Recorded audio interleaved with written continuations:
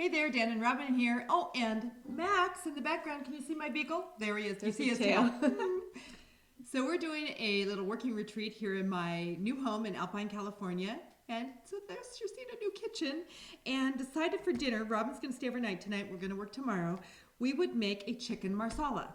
Now, normally we add white flour. You know, that's kind of the typical recipe. But we're going to try to go grain-free and use a little bit of tapioca flour and a little bit of arrowroot flour. And then the other key ingredient, Marsala wine, which cooks down. There goes Max again with his little tail. Garlic, onion, mushrooms, and chicken. Yep, so we're going to saute up the onions and the mushrooms in coconut oil. We're going to pop this chicken into a Ziploc bag with a little bit of arrowroot, salt, pepper, a little bit of seasonings, maybe a little herbes de Provence will work well. And we'll take a couple pictures, add them in. You can just see a really quickie look at our chicken marsala grain-free. Okay, we put, probably a half to 2/3 of a cup of arrowroot and same amount of, what's it called? Tapioca flour. It's like talcum powder. Yeah, it's so soft. We could have had a little flour fight.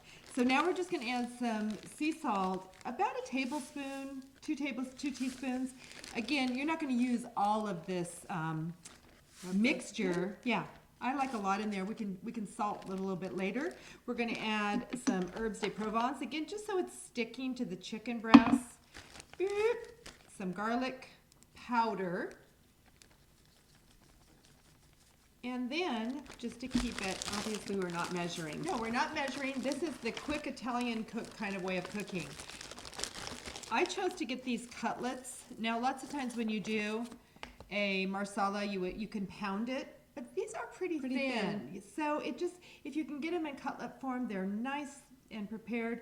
Again, busy women like things simple, so I'm literally just going to toss all 4 of them. You grab the other 2, and keeping in mind we're going to wash our counters very carefully when we're done, and our hands, because we don't want to get icky salmonella from poultry.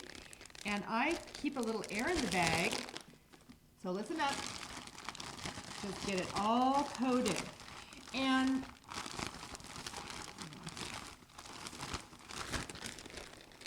so explain the purpose of flour, tapioca, any of these things in the cooking process for anybody that's not familiar. Well, once it's cooking, it is going to, it does form just a small little crust. It also is going to act as a thickening agent. So when we start adding the mushrooms, which are going to have some liquid, and then the onion, which will have liquid, and then the wine, the juices from that are going to thicken up. Okay, we're going to the stove. We'll catch up with you in a bit. Okay, we're back. It smells amazing. The smell in the kitchen. As soon as she added that Marsala wine, oh my goodness, delicious. So we haven't tasted it yet, not even one little taste. So you have to go first because I've made this before. Okay. We're going to taste. My husband is patiently waiting in his recliner right behind the camera because we're going to have dinner together. It's really tender. Good. Get yourself a piece of mushroom and a piece of onion. Caramelized onion. We sauteed some zucchini, and Robin will weigh in.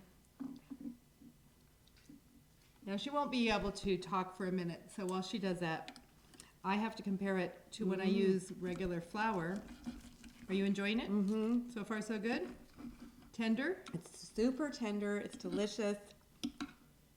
Oh, yum. Okay. I'm going to make this at home for sure. I'm going to compare it. I can't get a mushroom on there. Hang on.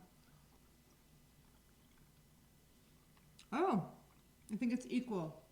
It's delicious. Throw out your white flour, girls. You don't need white flour. Enjoy.